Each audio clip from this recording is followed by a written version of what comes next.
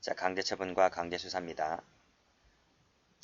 자, 의 나와 있고요. 종류 나와 있는데, 자, 먼저 대인적 강제처분의 경우에는 체포 구속이 있고요.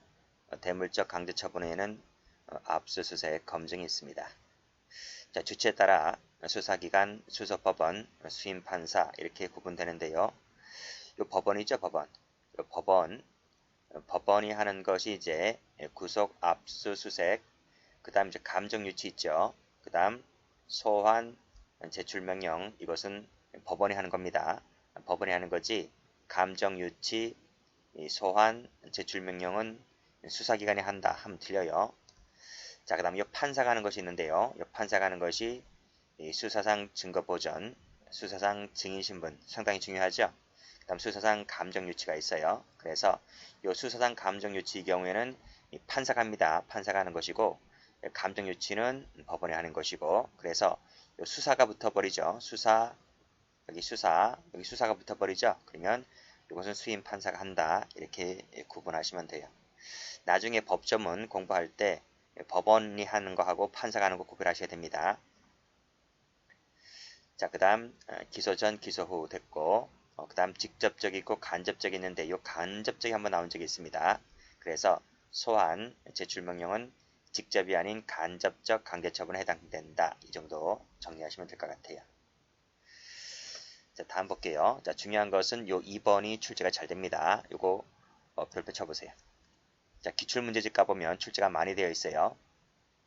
그래서 여기 승진시험 문제에 아주 많이 출제가 되었습니다. 사전적 구제가 어떤 것들이 있고 사후적 구제가 어떤 것들이 있는지를 확인해 두셔야 돼요.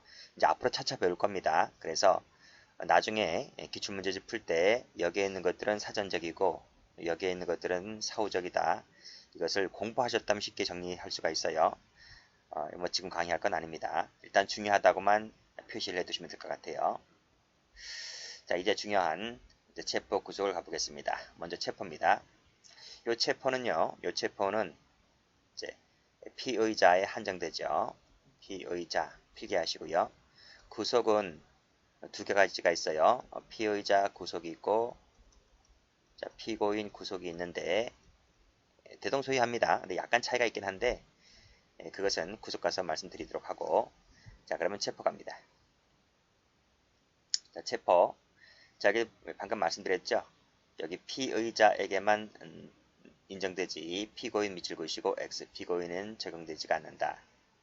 그 다음 자, 여기 피의자는 체포를 거치지 않고 곧바로 구속될 수가 있기 때문에 현행 형사법은 체포 전치주의 밑줄자 X 취하고 있지 않습니다. 이 두 가지 꼭 기억을 해두세요.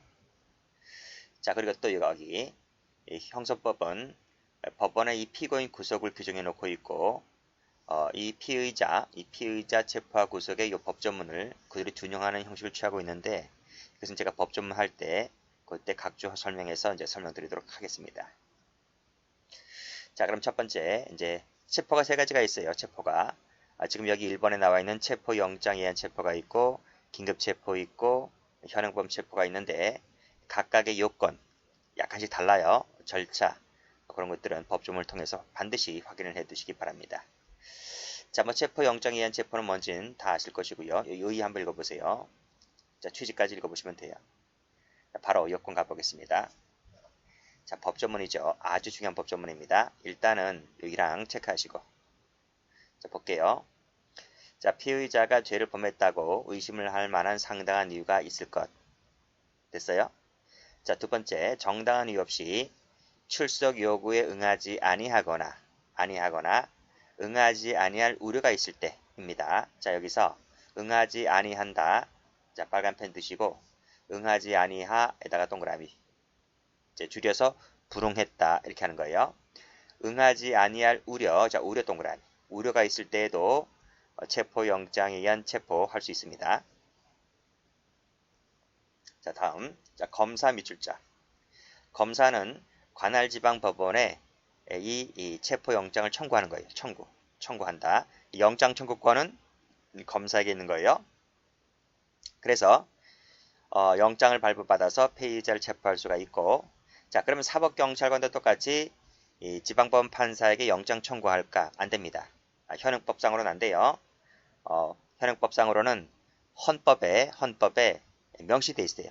영장 청구권은 검사에게 있다라고 정확히 명시가 되어 있기 때문에 헌법 개정을 하지 않고서는 사법경찰관이 직접 이 판사에게 영장 청구할 수 있는 권한은 없다. 그래서 경찰관은 누구에게 신청합니까? 그렇죠. 검사에게 신청하는 거예요. 검사에게 신청해서 검사 청구로 영장을 그쵸? 영장을 발부받아 피의자를 체포할 수 있는 것이지 사법경찰관이 직접 판사에게 청구할 수 있는 권한은 없다는 것을 알아두시면 됩니다. 사법경찰관은 검사에게 영장을 청구해 줄 것을 신청할 수 있는 권한만 있는 것이지 직접 영장 청구권은 없다. 이렇게 정리해 두시면 되겠습니다. 자, 됐고 조문 정리해 두세요. 다시 한번 보세요. 저를 범했다고 의심을 만한 상당한 이유가 있을 것. 누가? 피의자입니다. 피의자. 그리고 출석 요구에 불응하거나 불응할 우려가 있을 것. 그리고 검사가 법원의 판사에게 청구하고 경찰은 검사에게 신청하고 그렇죠? 그래서 영장 피의자를 체포할 수 있다는 이 법조문 다시 한번 꼭 좀 확인을 해두세요. 자, 그래서 법조문을 분석해서 이제 첫 번째 요건 뭐가 나옵니까? 범죄 혐의 상당성이라는 요건이 나오게 되는 거예요. 자, 여기서 혐의라고 하는 것은 우리 공부했죠? 객관적 미출자, 객관적 혐의를 말한다. 자, 그래서 뭐 아시겠지만 굳이 필기를 해보자면 우리 수사의 개시 배웠죠? 우리 맨 앞에서 수사의 개시 첫 번째 시간 때 배웠는데 이때는 이제 주관적 혐의만으로도 족하다 그랬어요. 그렇지만 방금 공부했던 체포할 때 또는 구속 시에는 구속할 때는 땡땡 객관적 혐의를 요한다. 두 가지 꼭 좀 비교를 해 두시고 자, 됐습니다. 자, 두 번째 체포 사유 나와 있지? 방금 공부했습니다. 불응하거나 응하지 아니할 우려가 있을 것. 자, 여기서 요 도망하거나 증거인멸 우려는 아닙니다. 요것은 체포 사유가 되지를 않는다. 그래서 말을 바꾸면 틀리고요. 요 불응하거나 불응하지 않을 우려 속에 요 도망이나 증거인멸 우려가 끼어 들어가면 틀려요. 이것은 구속 사유지 체포 사유가 아닙니다. 비교를 해두시고 자, 세 번째 체포 필요성이죠. 자, 읽어볼게요. 자, 제1항의 청구를 받은 지방법원 판사는 상당하다고 인정할 때는 영장을 발부한다 입니다. 발부한다. 자, 이때 끊고 자, 명백히 체포의 필요가 인정되지 않을 때는 그렇지 않다. 무슨 말이죠? 발부하지 않는다 이 뜻이에요. 자, 여기서 자, 쭉 내려보세요. 쭉 내려보시면 방금 법 좀 읽었지? 이 체포 필요성이라고 하는 것은 체포할 때 필요한 적극적 요건이 아니라 단순히 뭐다? 소극적 요건에 불과하다 이런 것을 정리해 두시면 되겠어요. 그래서 여기서 명백히 체포의 필요가 인정되지 않을 때에는 영장을 발부하지 않는다 했기 때문에 즉 웬만하면 다 영장을 발부를 해준다 이런 말입니다. 그래서 여기서 가로 열고 가로 닫고 이 부분은 화살표입니다. 방금 각주 읽었지? 각주에서 뭐라 해놨어요? 이것은 적극적 체포할 때 필요한 적극적 요건이 되는 것이 아니라 단순한 소극적 요건에 불과할 뿐이다. 왜? 웬만하면 상당성이 있다고 하면 영장 다 발부해 주기 때문에 그런 말입니다. 됐고 자, 그 밑에 규칙에도 나와 있죠? 규칙에도 이 형소법에 나와 있는 것을 좀 더 상세히 적어놨는데 여기도 보시게 되면 피의자가 도망할 염려가 없고 증거를 인멸할 염려가 없는 등 명백히 체포 필요가 없다고 인정될 때 이게 바로 뭡니까? 기각한다 그랬죠? 그러니까 이 가로 열고 닫은 부분은 소극적 요건이 되는 거죠. 그래서 이 모법에서는 명백히 체포 필요가 인정되지 아니한 때라 했는데 이 규칙에 가보면 그 사례를 좀 더 적시하고 있는 거예요. 그때가 언제 때다? 도망할 염려가 없거나 또는 증거인멸할 염려가 없을 때를 예시하고 있는 겁니다. 그때는 영장 기각이다 이런 말이죠. 자, 경미범죄 특징도 잘 나옵니다. 자, 이 법조문도 1항 체크 한번 해볼게요. 자, 단서죠, 단서. 단서. 다만 앞에 점점점 찍은 것은 그 앞에 있는 이 조문입니다. 여기. 여기까지가 이제 본문이 되는 거죠. 본문이 되고, 그 다음에 단서가 여기 경비범죄 특칙이 나와 있는 거예요. 자, 다액 50만원 이하짜리 벌금. 자, 50만원에다가 밑줄 그어보세요. 50만원, 다액 50만원 이하입니다. 이 숫자를 100만원 바꾸면 틀려요. 됐어요? 다액 50만원 이하짜리 벌금. 그 다음에 구류. 과료에 해당되는 사건에 관해서는 자, 피의자가 일정한 주거가 없을 때, 자, 동그라미 1번. 두 번째, 정당한 이유 없이 출석 요구에 응하지 아니할 때에 동그라미 2번. 그때에 한한다. 그 두 가지일 때만 영장을 발부를 해준다. 이런 말이에요. 그러니까 그 외의 건 안 되는 거야. 그치? 그러니까 이 경미범죄 특집 같은 경우에는 앞에서 본 체포영장에 의한 법조문 사례보다는 요건이 좀 더 강화된 거지. 자, 여기 보세요. 여기 보면 여기는 응하지 아니할 때. 응하지 아니한다는 말은 자, 적으세요. 이것은 가로 열고 이퀄 불응이다. 불응만을 말하는 거지. 따라서 자, CF하시고 우리 앞에서 적었지. 자, 여기 보세요. 여기서 응하지 아니할 우려가 있어 없어? 없는 거지. 그래서 법조문 그대로 하면 자, 응하지 아니할 우려는 경미범죄 특징에 들어가 안 들어가? 우려는 밑줄 그으시고 X. 이거는 영장 발부 사유가 되지 않는 거죠. 않는 거다. 그래서 이 경미범죄 특징 같은 경우에는 앞조문보다는 요건이 좀 더 강화되어 있다. 이렇게 보시면 돼요. 자, 불응할 우려는 포함되어 있지 않다는 걸 봐두시고 됐죠. 그리고 50만원짜리 다시 한번 정리해 두세요. 50만원짜리 확인해 두지 않으면 틀려요. 50만원 이하짜리다.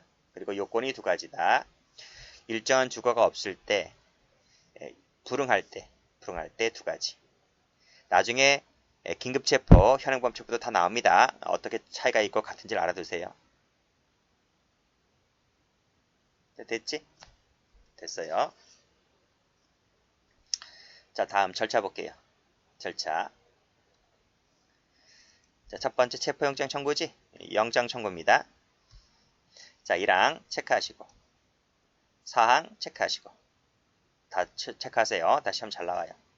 자, 검사는 관할지방법원 판사에게 청구하지? 그래서 영장 발부받아서 체포할 수가 있고 경찰은 검사에게 신청하는 거지? 다 배웠습니다. 자, 2항 밑에 4항 가볼게요. 자, 검사가 1항에 청구를 함에 있어서 자, 동일 밑줄 그으시고 동일한 범죄 사실에 대해서 피의자에 대하여 전에 밑줄자 전에 영장을 청구했거나 자, 영장을 청구했거나 발부받은 사실이 있을 때에는 다시 동그라미 다시 체포영장을 청구한다는 취지와 및 이유를 기재하여야 한답니다. 할 수 있다가 아니라 필요적, 의무적입니다. 의무적으로 반드시 적어야 돼. 이거 안 적으면 안 돼요. 안 된다. 그래서 동일한 범죄 사실에 대해서 전에 한번 영장을 청구했거나 발부받은 사실이 있다면 반드시 그치? 다시 체포영장을 청구한다는 취지와 이유를 적어야 한다. 하는 거 정리해 두시면 돼요. 의무적이다. 됐어요? 자, 이 말에 의해서 어떤 해석을 할 수가 있는 거죠? 체포영장에 의해서 체포된 자가 석방되었다 하더라도 또다시 체포영장을 청구할 수 있다는 것이 이 법조문에서 도출될 수가 있는 거죠. 그렇게 보시면 됩니다. 그리고 여기서 관할지방 판사라 그랬지? 이 관할지방 판사가 이제 누구냐면 이제 뒤에서 배우겠지만 법원편 가면 다 배워요. 일단 수임 판사라 불러. 수임 판사. 영장 발부 전담 법관입니다. 아시겠죠? 이걸 수임 판사라 불러요. 하는 일은 영장 요거 이 사람은 이거밖에 안 해. 일을 다른 일 안 해. 그러니까 영장 발부 하는 권한만 하는 거지. 자, 됐어요.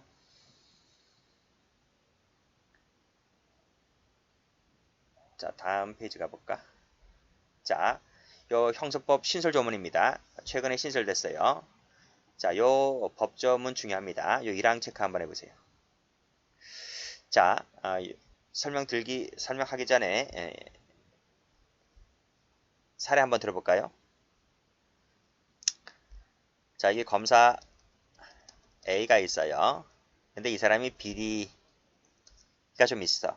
비리가 있어서 이 경찰이 사법경찰이 이 검사를 어떻게 했어요? 1번 수사를 했단 말이에요. 수사를 했다. 수사를 해보니까 뭐야? 비리가 나오죠. 비리가 나오니까 이제 검사 B에게 영장 청구해달라고 신청합니다. 무슨 영장? 이 사람 구속시켜야 될 거 아니야. 비리가 나왔으니까. 그러니까 이 사람을 구속시키기 위해서 압수수색, 그쵸? 자택이라든지 사무실이라든지 그런 공간을 압수수색하기 위해서 영장을 받아야 될 것 아니겠습니까? 그래서 검사 B에게 영장을 신청하니까 이 검사가 이 법원에게 영장 청구를 해야 되는데, 그쵸? 세 번째, 영장 청구를 해줘야 되는데 이 담당 검사가 같은 동료 아닙니까? 뭐 동료든 선후배든. 그리고 검사는 그게 있어. 이 끈끈한 게 있어. 끈끈한 게. 뭐 우월주의인가? 잘 모르겠는데 이 동맹의식이 강해요. 다른 집단보다는. 어? 경찰이 갖고 있는 동맹의식보다는 몇십 배 강할 거야. 이 검사끼들이. 그래서 검사가 영장을 청구를 해야 되는데, 압수수색 영장을 청구를 해야 되는데 검사가 청구를 안 해요. 분명히 범죄 혐의가 있고 다 있단 말이에요. 다 있는데 검사 B가 영장 청구를 안 한다고요. 이때 이 경찰은 어떻게 하냐 이거야. 어떻게 하냐. 그래서 이 만들어 놓은 조문이 221조의 5다 이거예요. 그래서 읽어볼게요. 검사가 경찰이 신청한 영장을 정당한 이유 없이 판사에게 청구하지 않아요. 이 사례처럼. 그랬을 때 그 해당 사법경찰관은 그 검사가 소속한 지방검찰청 소재지 관할하는 어디에다가 고등검찰청에다가 영장 청구 여부에 대한 심의 신청할 수 있다. 법원이 아닙니다. 법원에다가 심의 신청하는 것이 아니라 고검에다가 영장 청구 여부에 대한 심의 신청할 수가 있다. 그래서 이 1항에 대한 사항을 심의하기 위해서 각 고검에다가 뭘 둬요? 고검에다가 이 영장심의위원회를 둡니다. 자, 이때 영장심의위원회는 위원장 1명을 포함하여 10명 이내 밑줄자. 10명 이내. 아직 출제가 안 되었는데 숫자 좀 혹시나 모르기 때문에 정리를 해두세요. 숫자 5명이 아니고 10명이다. 그리고 요 사항 체크합니다. 사항. 요 해당 사법경찰관은 그 심의위원회에 출석해서 의견 개진권이 있다. 요 의견 개진권이 있을 때 요 사법경찰관 밑줄자. 이때 색깔 바꿔서 검사는 X입니다. 검사는 출석해서 의견 개진권이 없어요. 경찰만 있어요. 경찰만. 그래서 심의위원회에 출석하는 자는 검사 또는 사법경찰관, 검사 및 사법경찰관 하면 틀립니다. 오로지 사경만이다. 사경만. 됐죠? 다시 한번 1항에서는 고검 알아두시고, 그리고 3항에서는 포함하여 10명 이내다. 4항에서는 출석하여 의견 개진할 수 있는 권한은 사경만 있다. 됐죠? 자, 다음 볼게요. 자, 그 밑에 조문은 쉬었다 하겠습니다.